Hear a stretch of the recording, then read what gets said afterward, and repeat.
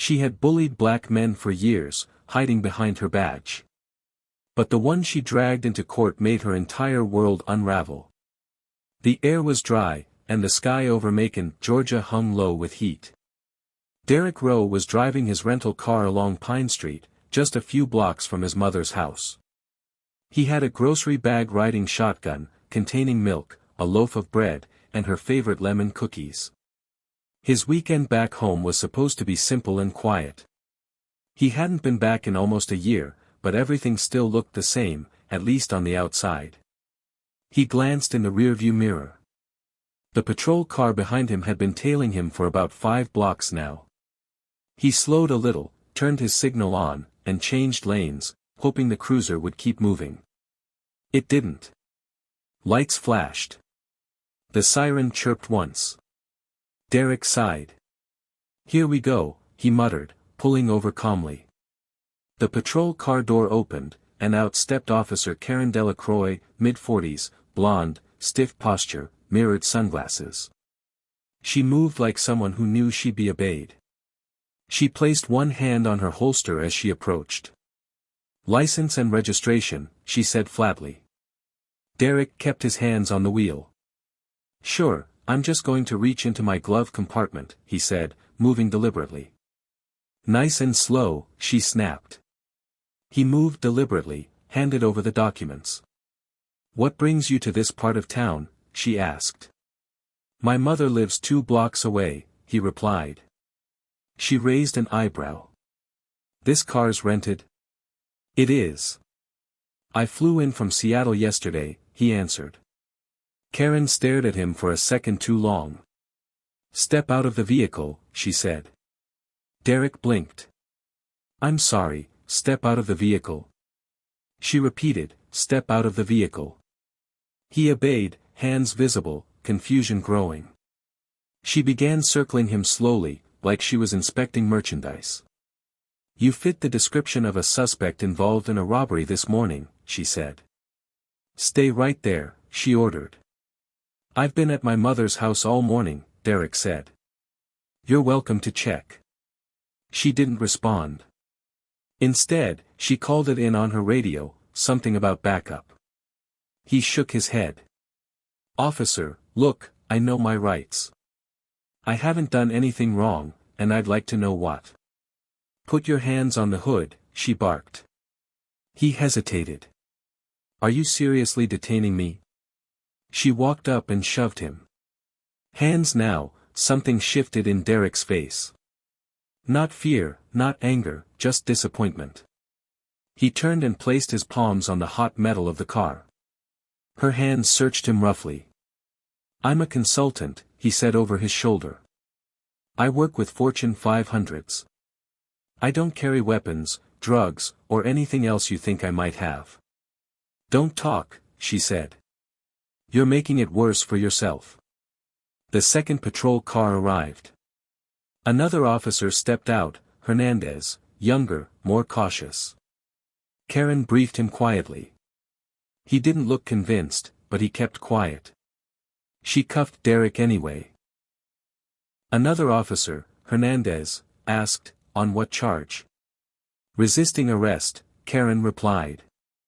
"I didn't resist," Derek said. "You raised your voice, stepped toward me," Karen said. "No," Derek replied. "I asked a question. You just didn't like it." Her jaw set, and she pushed him into the back of her car. As they drove toward the station, Derek sat still, his phone buzzing in his pocket, probably his mom wondering where he was. He thought about the groceries melting in the sun, about the last time he saw someone cuffed for no reason. It hadn't ended well. He wasn't scared, he was tired. Tired of people like her. Tired of proving himself. Tired of standing still while someone else rewrote the story. At the station, they took his mug shot. Cold walls, sterile smell. A clipboard was shoved at him without explanation. Karen filled out the report. The words on the page were like a script she'd written before: aggressive, threatening posture. Raised voice. Non-compliant. But something about this one felt different. He hadn't cracked. He hadn't begged. He hadn't panicked. He'd looked her straight in the eye, and that unsettled her more than she'd admit. But this wouldn't go the way she thought, not this time. They kept him overnight.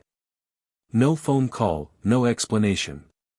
Just a hard bench, a fluorescent light that buzzed, and the occasional muffled voice behind the desk.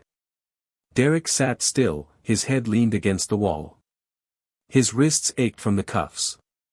He wasn't panicking, he was analyzing, thinking through the next move, like he would for a client back in Seattle. Only this wasn't about numbers or contracts. This was personal. At 7:13 a.m., the door opened. A different officer walked in, older, gray around the temples, holding a clipboard. He looked at Derek like he wasn't sure what kind of man sat in front of him. "You're being charged with obstruction of justice and resisting arrest," the officer said. Derek stared at him. "I didn't resist.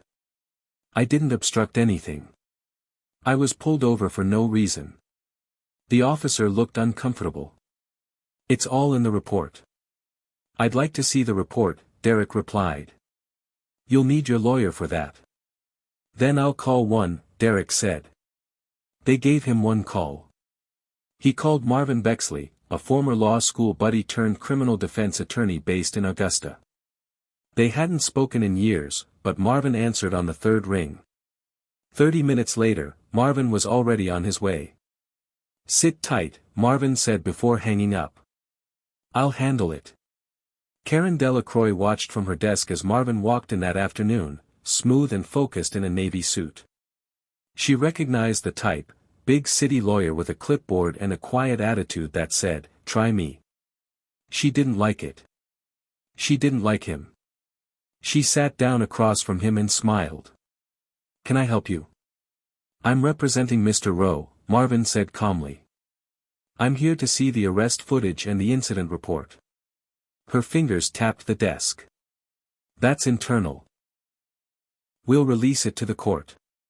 Marvin leaned in slightly. "If you're confident in your story, officer, I'd imagine you wouldn't mind me taking a look now." She met his stare but didn't answer. Derek was released on bail 2 hours later.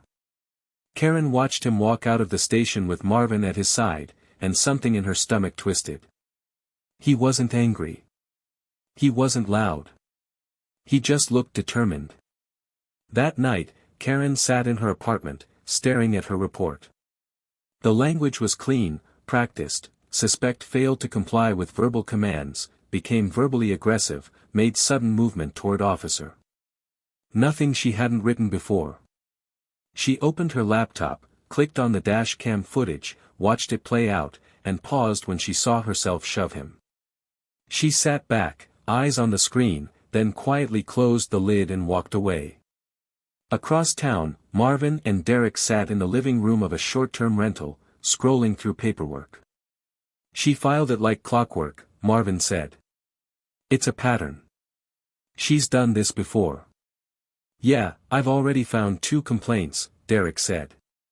"One was sealed, one dismissed, but both from black men, both within the past 5 years." Derek leaned forward. "I'm not letting this go." "You sure about that?" Marvin asked.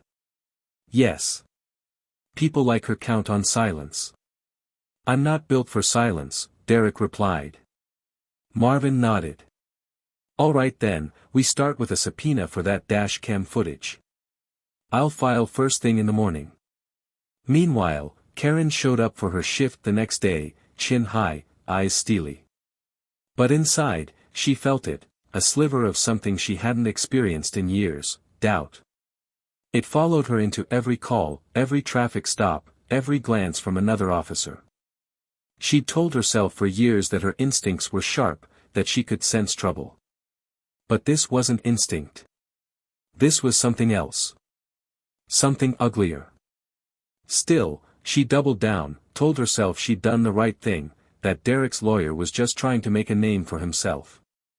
But that confidence wouldn't last. Because somebody was about to speak up.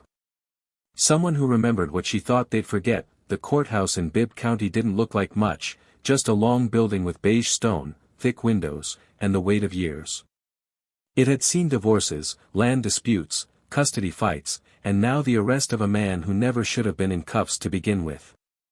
Marvin filed the motion to suppress the dashcam footage, along with a formal complaint requesting a full investigation into Officer Delacroix's conduct. A court date was set for preliminary hearings just 2 weeks out. Karen sat in her cruiser when she got the news. The radio crackled in the background as her eyes stayed on the folded court notice. She felt her throat tighten, not fear, just pressure. The kind that builds behind your eyes when something you buried starts pushing its way up. She folded the paper and put the car in drive. Derek, on the other hand, was methodical. Back at Marvin's office in Augusta, he sifted through old news clippings, public complaints, body cam footage reports, anything tied to Delacroix. "That's her," Marvin said, handing over an old article from 2019. Derek nodded. "Let me guess.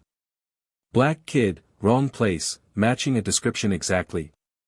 18 years old. College bound. Ended up with a broken wrist after resisting a sidewalk stop. And nothing came of it.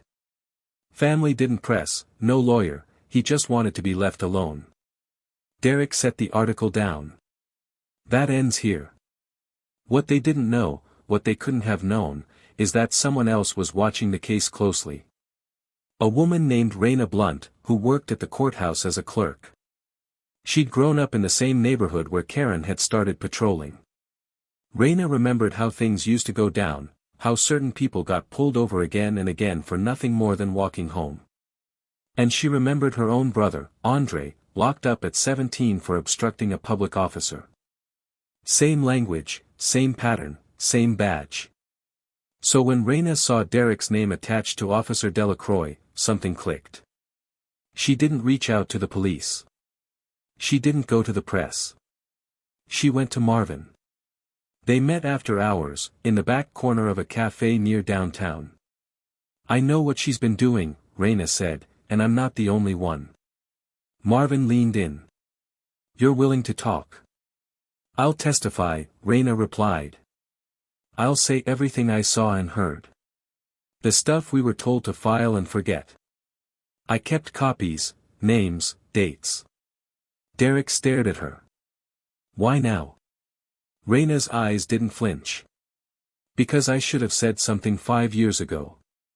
And I'm tired of feeling like I helped cover it." Her words hung in the air.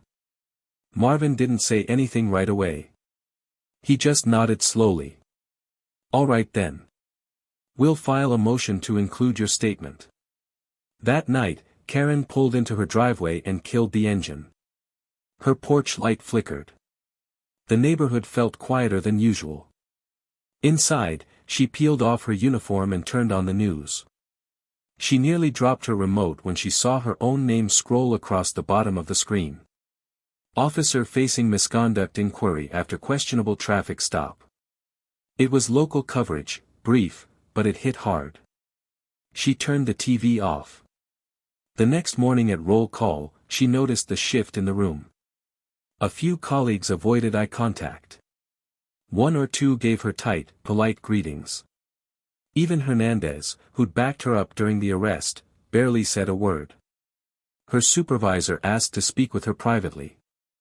After the meeting, with the door closed and his voice low, he said, "We're placing you on restricted duty until the hearing." Karen stiffened. "I followed protocol. We'll let the court decide that." She walked out of the room, feeling like the air had changed. It wasn't just her department anymore. It was her name in people's mouths, her story under the microscope. Something in her gut told her this time, she might actually lose. But she still thought she could spin it, until the footage finally hit the courtroom. News traveled faster than wildfire. By the end of the week, Derek's face was everywhere, local papers, radio shows, social media pages. Some headlines painted him as a professional with a spotless record, a son visiting his elderly mother who had been wrongfully arrested.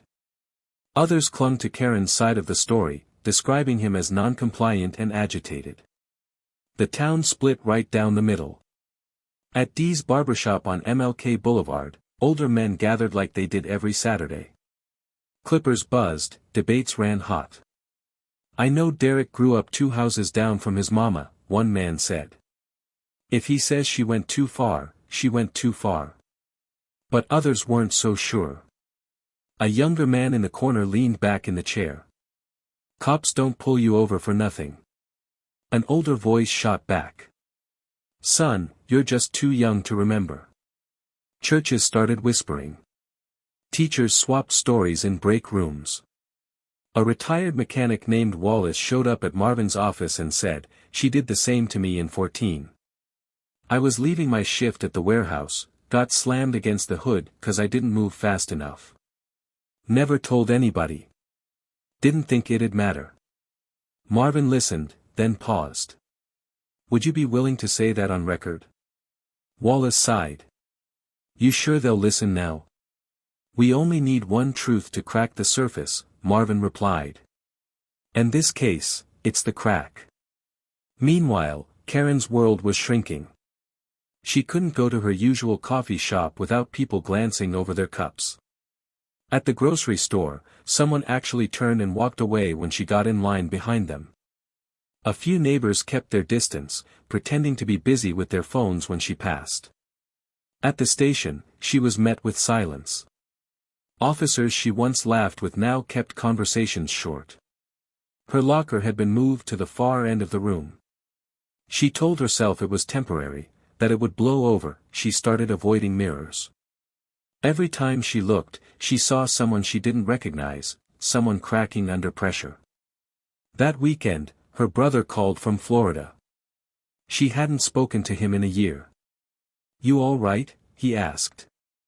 "I'm fine," she answered quickly. "You sure? I saw your name online." "It's politics.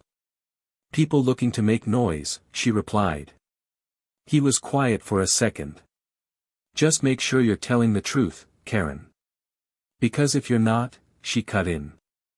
"I'm fine," she said, her voice tight. "Goodbye." He didn't argue. He just hung up. She tossed her phone onto the couch and sat down hard. The silence in her apartment was loud. Her mind drifted to Raina Blunt, the courthouse clerk. She'd caught her glancing too long the other day. Karen had clocked the look before. Someone holding something, maybe she knew. Maybe she had files, names, records. And if she did? Karen stood and poured herself a drink. She wouldn't go down over one traffic stop. She'd worked too long, sacrificed too much. Back at Marvin's office, Raina finished typing her signed affidavit. They added it to a growing folder labeled, Roe vs. Wade Decision. By now, they had statements from 3 men, Wallace, another warehouse worker, and a retired teacher, each describing nearly identical encounters with Karen over the past decade. "Still think we'll get access to that dashcam footage in time?" Derek asked. "We'll get it," Marvin said. "Judge signed the order yesterday. It'll be in court next week." And just like that, the focus shifted from words to evidence. Everyone in town was waiting. Some to see a cop exposed, others hoping it would all get swept under the rug. Karen sat in her cruiser outside the station the night before the hearing, watching the streetlights flicker. Inside the courthouse across the way, her heart beat heavy. She could still lie on the stand. She could twist it just enough. Maybe people would believe her. But then the dashcam footage arrived, and silence wasn't an option anymore. The courtroom wasn't packed, but it buzzed with quiet tension. Family, neighbors, reporters, and city employees filled the wooden benches, eyes fixed on the defense table where Derek sat, his hands folded, calm but unshakable. Marvin stood beside him, flipping through a thick stack of documents. Across the aisle, Officer Delacroix sat rigid in her uniform, lips pressed tight, eyes forward. Judge Bernice Lockwood entered with a bang of the gavel. "All rise." Everyone stood. "You may be seated." This wasn't a full trial, just the preliminary hearing to review evidence and determine whether charges would move forward. But everyone in that room knew it was more than that. This was about reputation, trust, history. Marvin stood and walked to the center. Your Honor, the defense requests to begin with the dashcam footage from Officer Delacroix's cruiser. This footage directly contradicts the incident report filed against my client. The judge nodded. Proceed. The room dimmed slightly as the screen lit up. The video began, audio clear, time-stamp flashing in the corner. Derek's car, the flashing lights, Officer Delacroix's voice telling him to get out, her hands on her holster, her words clipped, tone escalating fast. Then came the shove. The courtroom watched in stillness as Karen pushed Derek against the hood. No sudden movement, no resistance, just a man calmly asking a question. Then came the cuffs. Then silence. When the footage ended, the judge turned to Karen. Officer Delacroix, is this the interaction as you described it in your report? Karen adjusted in her seat, not meeting anyone's gaze. Not exactly, Your Honor. But in the moment. Did the defendant raise his voice or lunge at you at any point? The judge asked. She hesitated. He questioned my authority. Did he resist? Karen looked at Derek for the first time. He didn't flinch. No, she admitted. Not physically. A soft murmur moved through the crowd. Marvin rose again. Votre honneur, nous avons aussi trois attestations sous serment de autres hommes dans cette communauté que ont eu de encounters presque identiques avec l'officier Delacroix. Ces incidents isoles ne sont pas de malentendus, ils font partie d'un pattern. The judge nodded and Marvin called Wallace to the stand. The man adjusted his tie, cleared his throat, and spoke. She pulled me over coming home from work. Said I rolled through a stop sign. I didn't argue, just asked what I did. She made me get out, called backup, searched my car. Didn't find anything, but I got a citation anyway. Karen didn't look up. Then came the retired teacher. Then the third man. Each story a variation of the same event. Karen stared ahead, eyes unfocused. Finally, it was her turn. She took the stand slowly, swore her oath, and sat down with her hands clasped in her lap. Marvin approached. Officer Delacroix, how long have you been with the Macon Police Department? 12 years, she said quietly. In those 12 years, how many formal complaints have been filed against you? 4, she said. Do you believe any of them were valid? No. Even this one? She hesitated.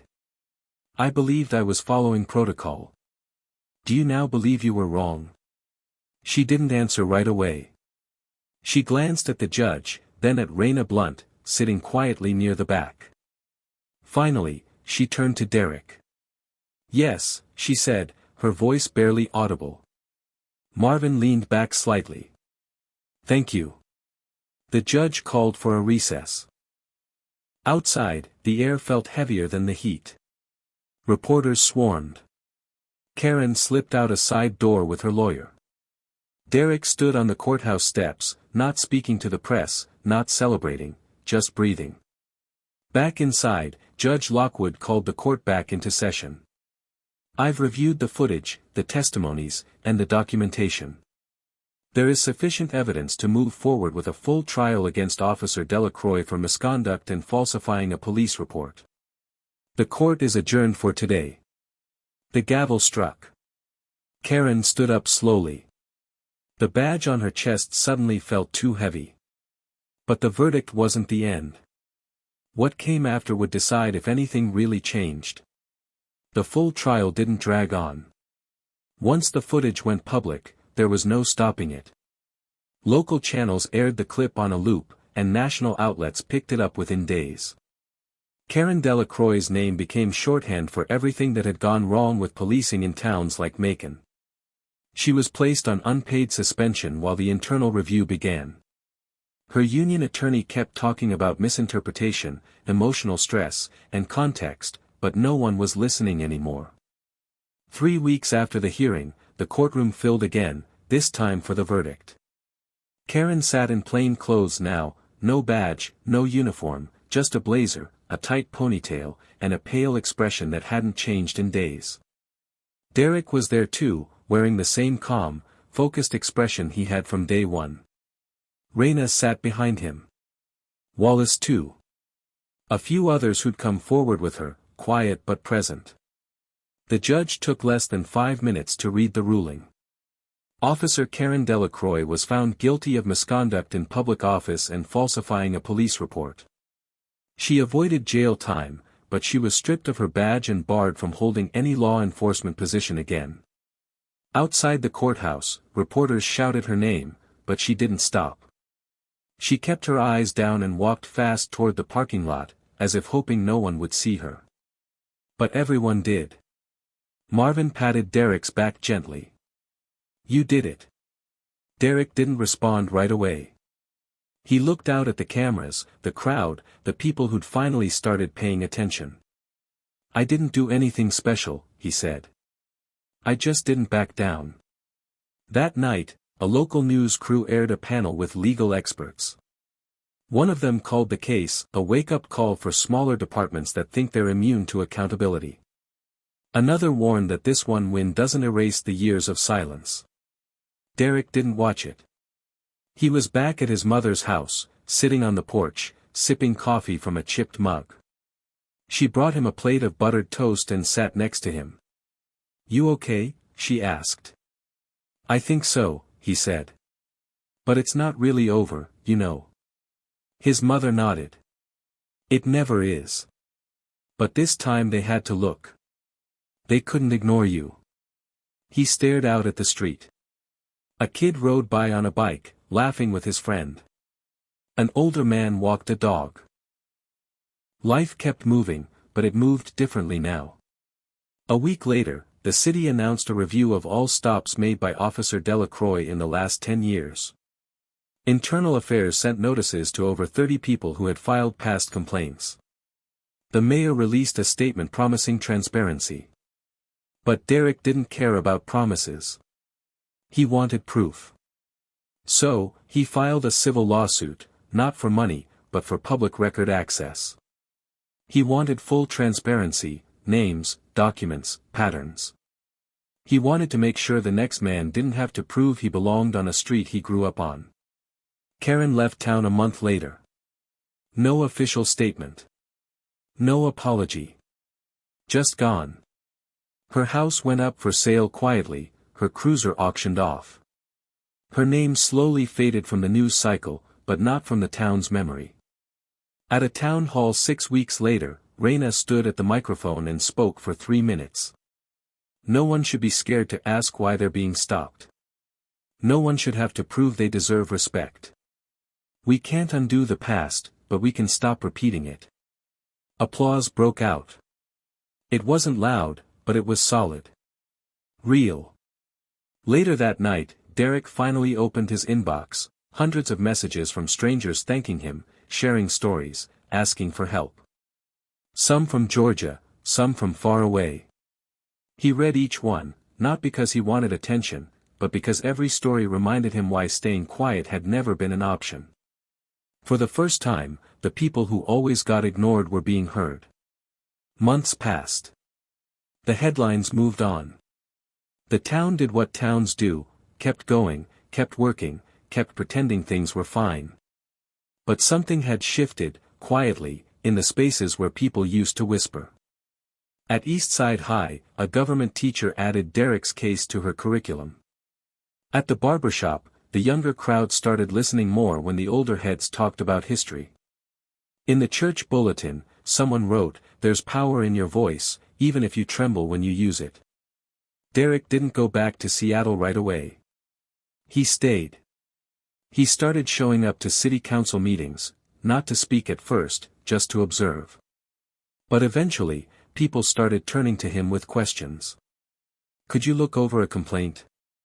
Could you help us write a letter? Could you teach us what you know?" So he did. Every Tuesday night at the community center, he ran a workshop, Know Your Rights. Word spread. Attendance grew.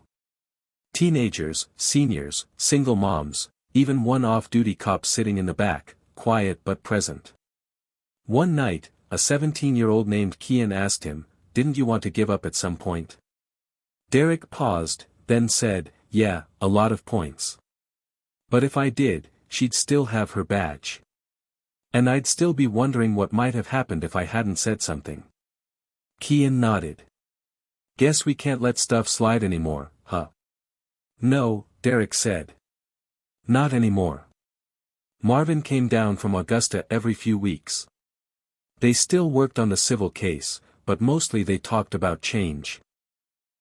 What it meant, what it really took. "It's not about punishing people," Derek said one night. "It's about making sure the truth has weight." Marvin raised an eyebrow. "That's supposed to be on your campaign posters." Derek laughed. "Don't even start." But truthfully, people had started asking about local office, about leadership, about what was next. He didn't have an answer yet, but he knew this wasn't the end. And somewhere in a small rented apartment, 2 towns over, Karen Delacroix kept to herself.